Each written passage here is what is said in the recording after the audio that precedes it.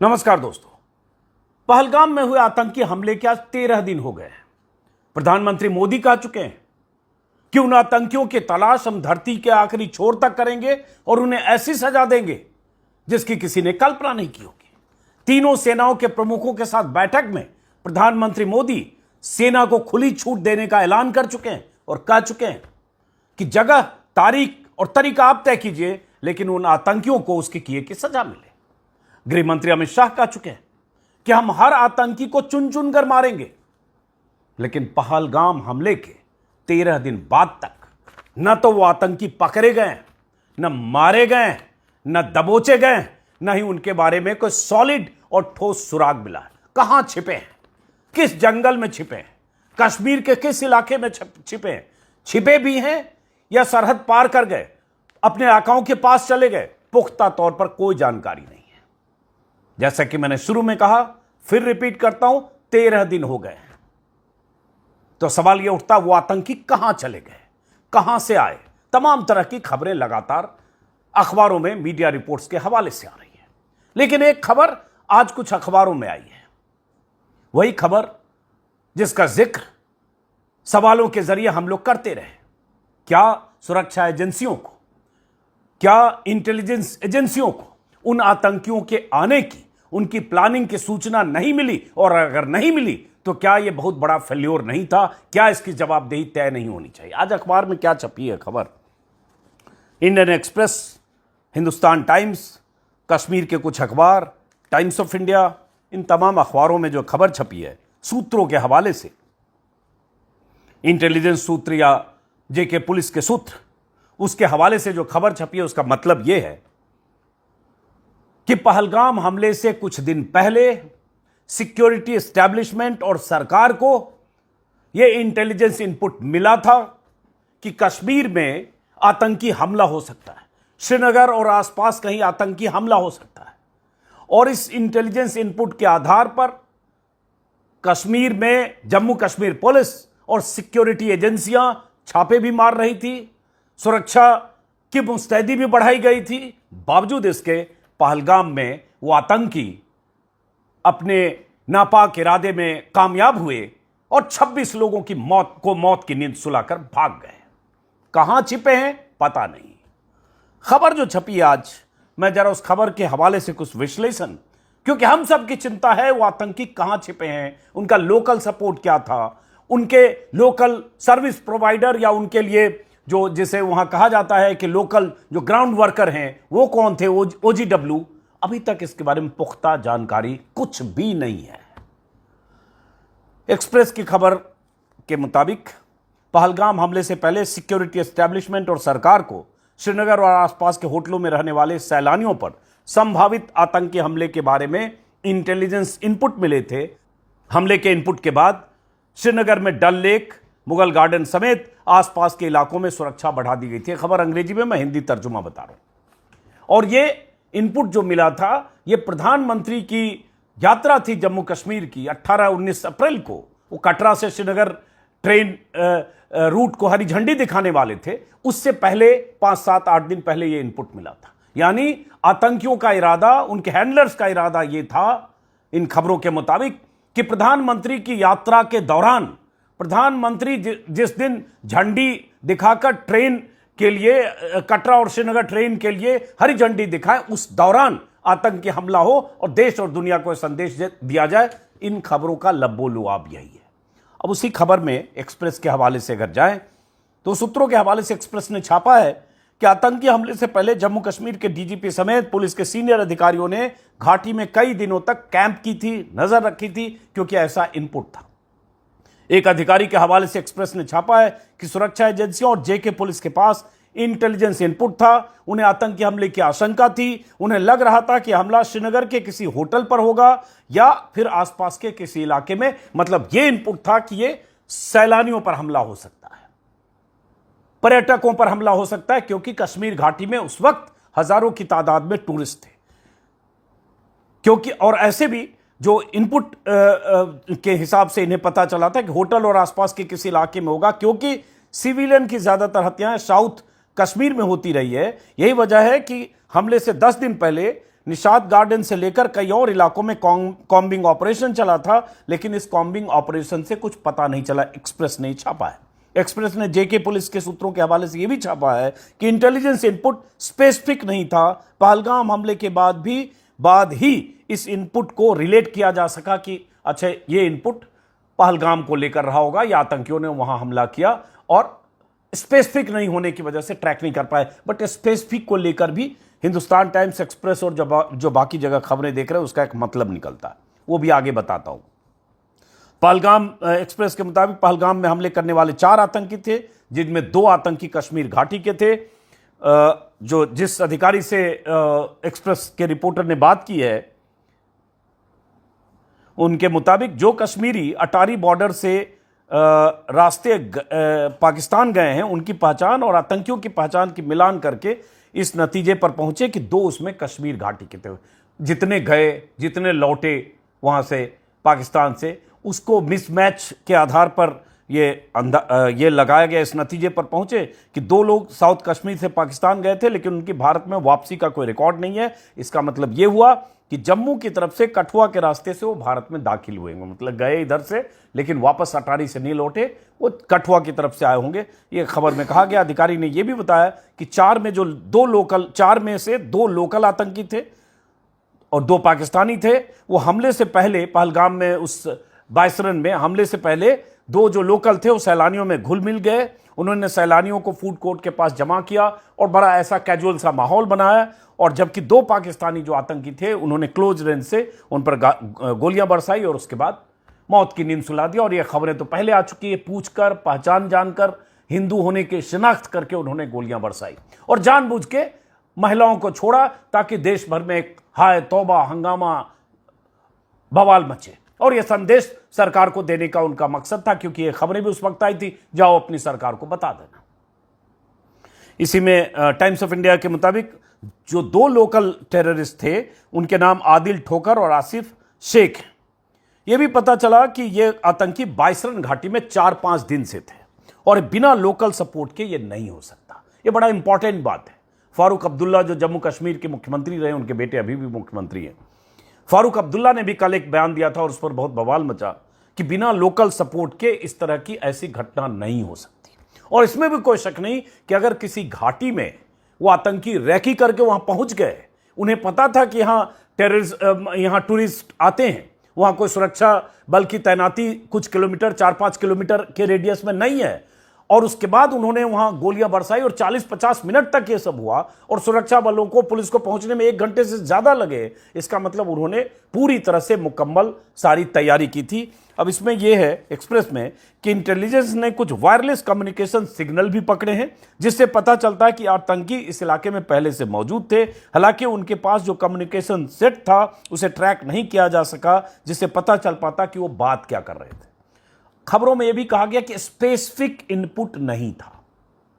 अब ऐसा तो बहुत कम होता है कि स्पेसिफिक इनपुट इसी तरह से आता है जो इतने सालों में हम जानते, संभावित आतंकी की बात, कि कुछ आतंकी घूम रहे हैं, किसी इलाके में हमला हो सकता है, 4-5 हो सकते हैं। स्पेसिफिक इनपुट होगा तब तो फिर पहले सुरक्षा एजेंसियां पहुंचेगी, मार गिराएगी उसको। लेकिन क्या यहां सुरक्षा की कमी नहीं है? क्या इस इनपुट के मुताबिक अगर बायसरन घाटी को भी या और ऐसे टूरिस्ट स्पॉट को सुरक्षित नहीं किया जा सका 10 दिनों में, तो क्या यह कमी और खामी नहीं है? यह सवाल तो पूछा जाना चाहिए। इसी में है एक्सप्रेस में कि सुरक्षा बलों ने जो एनकाउंटर के दौरान या और इस तरह की कार्रवाई में जो गोलियां, खोखे सब बरामद किए हैं, उससे पता चलता है कि उनके पास स्नाइपर राइफल, एम सीरीज के राइफल जैसे अत्याधुनिक हथियार हैं जो नाटो फोर्सेज अफगानिस्तान में इस्तेमाल करती थी। ये बात लगातार आ रही है कि अमेरिकन हथियार उनके पास है और इसका इस्तेमाल ये लोग कर रहे हैं। इसका मतलब ये किस तरह से घाटी में एक्टिव है, ये एक बड़ा सवाल है। हिंदुस्तान टाइम्स ने जो खबर लिखी है, ये खबर कई जगह छपी है, इसलिए मैं लब्बो लुआब आपको बता रहा हूँ। 3-4 जगह जो छपी है, कश्मीर के अखबार में भी छपी है। हिंदुस्तान टाइम्स में सुनित्रा चौधरी ने लिखा है कि आईबी समेत कुछ एजेंसियों ने जेके पुलिस और सुरक्षा बलों को अलर्ट किया था कि कश्मीर में सैलानियों पर हमले हो सकते हैं और यह हमला 19 अप्रैल को पीएम मोदी के कश्मीर दौरे के वक्त हो सकता है। और उसी के बाद श्रीनगर के कुछ होटल्स, आसपास के टूरिस्ट स्पॉट जो 10-15 किलोमीटर में थे, उनकी सुरक्षा व्यवस्था बढ़ाई गई। लेकिन हुआ यह कि प्रधानमंत्री का वो दौरा 19 अप्रैल को जो था, 4 दिन पहले खराब मौसम के प्रेडिक्शन की वजह से, मौसम विभाग के प्रेडिक्शन की वजह से वो दौरा कैंसिल हो गया, क्योंकि हेलीकॉप्टर से जाना होता है। 1-2 जगह और उनके जाने का कार्यक्रम था, कटरा में हरी झंडी दिखाने के बाद ट्रेन को, तो इसलिए वो कैंसिल हो गया। और उसके बाद भी सुरक्षा बल मुस्तैद थे, ऐसा खबरों में कहा गया है कि तयशुदा कार्यक्रम कैंसिल होने के बाद भी सुरक्षा बलों की मुस्तैदी बनी रही। पीएम की यात्रा के दौरान हमले की जो प्लानिंग कर चुके थे आतंकी, उनके पास अब ज्यादा इंतजार करने का वक्त नहीं था। उन्हें टास्क दिया गया था, वो टास्क पूरा नहीं हुआ क्योंकि पीएम का प्रोग्राम कैंसिल हो गया। उसके बाद उन्होंने पहलगाम में आतंकी हमले को प्लान किया होगा, एग्जीक्यूट किया होगा। अब यह बात है कि अगर यह इनपुट था तो फिर क्या श्रीनगर और आसपास 10-15 किलोमीटर में ही मुस्तैदी होनी चाहिए, या अगर यह इनपुट था कि सैलानियों पर हमले हो सकते हैं, तो सबसे अधिक सैलानी कहां जाते हैं श्रीनगर के बाद? पहलगाम, गुलमर्ग और सोनमर्ग। क्या गुलमर्ग, पहलगाम और सोनमर्ग को सुरक्षा की दृष्टि से सैनिटाइज नहीं किया जाना चाहिए था? और खासतौर से वो जगह बाइसरन, जहां मैं होके आया हूं अभी 6 दिन पहले, वो घाटी जो पहलगाम से 7 किलोमीटर दूर है, पैदल जाना पड़ता है 4 किलोमीटर, जिसमें 1 घंटे लगते हैं, घोड़े से या पैदल ही जाते हैं लोग। वो घाटी जहां हर रोज 1,500 से 2,000 लोग जाते, वहां कहीं कोई सुरक्षा इंतजाम नहीं थे। और खास बात यह कि सरकार की तरफ से ऑल पार्टी मीटिंग में अमित शाह और अधिकारियों की तरफ से कह दिया गया कि वो जो बाइसरन घाटी है वो लोकल ऑपरेटर्स ने खोल दिया, सुरक्षा एजेंसियों को और जेके पुलिस को इसके बारे में कोई जानकारी नहीं दी। जो कहा गया ऑल पार्टी मीटिंग में, ये झूठ और बेसलेस था। इसको लेकर लगातार जम्मू कश्मीर सरकार की तरफ से, स्थानीय प्रशासन की तरफ से खबरें आ चुकी। इन खबरों में भी है कि भाई वो सालों भर घाटी खुली रहती थी, अमरनाथ यात्रा के दौरान बंद होती थी जुलाई में, और या फिर जब हेवी स्नोफॉल जनवरी में होता था तब, लेकिन वो बंदी टेम्पररी तौर पर उस वक्त होती थी, अदरवाइज वो सालों भर खुली रहती थी। उस बाइसरन घाटी को खोलने के लिए सुरक्षा बलों से अनुमति की जरूरत नहीं थी।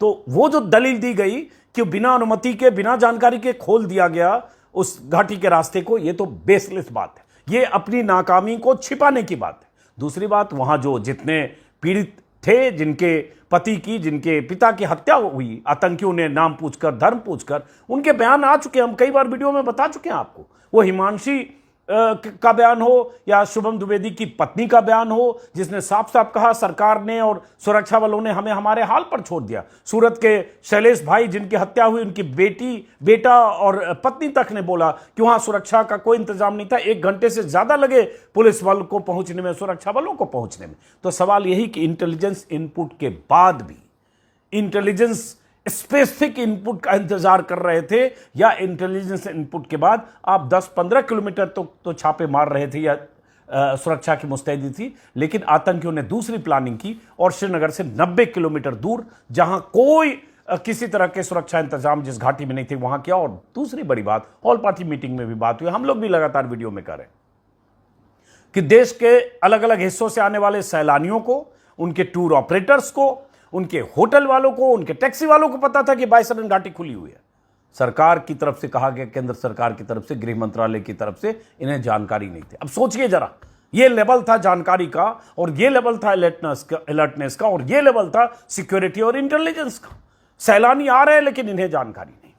ये भी खबरों में है कि पाकिस्तान, जो हम लोग लगातार बोल रहे हैं कि इन जो आतंकियों को टास्क यही दिया गया था कि कश्मीर में जो नॉर्मलसी का नैरेटिव है कि कश्मीर नॉर्मल हो रहा है, कश्मीर नॉर्मलसी के रास्ते पर लौट रहा है, कश्मीर में अमन चैन आ रहा है, सैलानी जा रहे हैं, इसी नैरेटिव को तोड़ना चाहते थे। और कश्मीर की जो छवि फिजा बदल रही थी पिछले 4-5 सालों में, इसी को तोड़ना चाहते थे, इसी को नुकसान पहुंचाना चाहते थे, इसी पर चोट करना चाहते थे वो आतंकी और उनके हैंडलर, और इसलिए इस तरह के हमले को अंजाम दिया गया।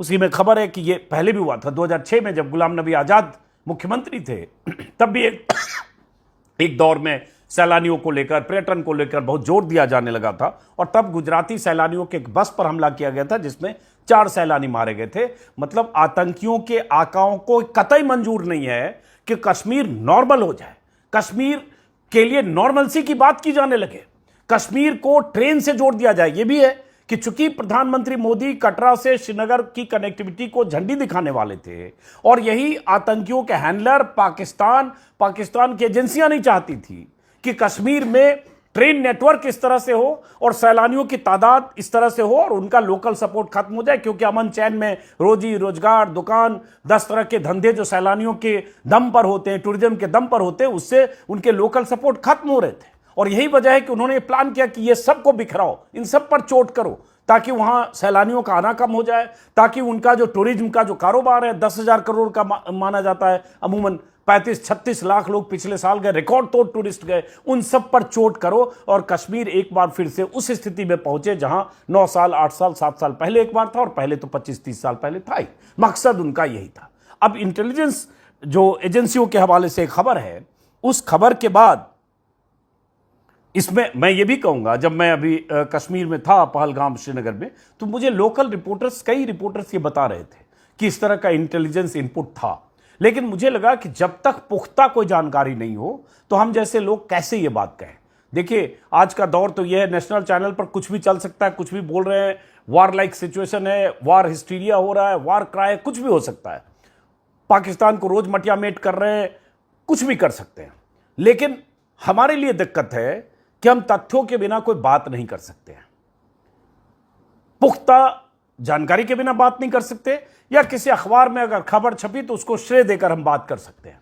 क्योंकि जोखिम क्या है, 4 PM चैनल बंद कर दिया गया, आपको पता है, किसी सिंगर के खिलाफ FIR हो जा रहा है, किसी प्रोफेसर के खिलाफ FIR हो जा रहा है। हम लोगों का YouTube इसी आधार पर कभी बंद कर दे कि आप जो बात कर रहे हो राष्ट्रीय सुरक्षा के खिलाफ है, राष्ट्रीय सुरक्षा को खतरा है।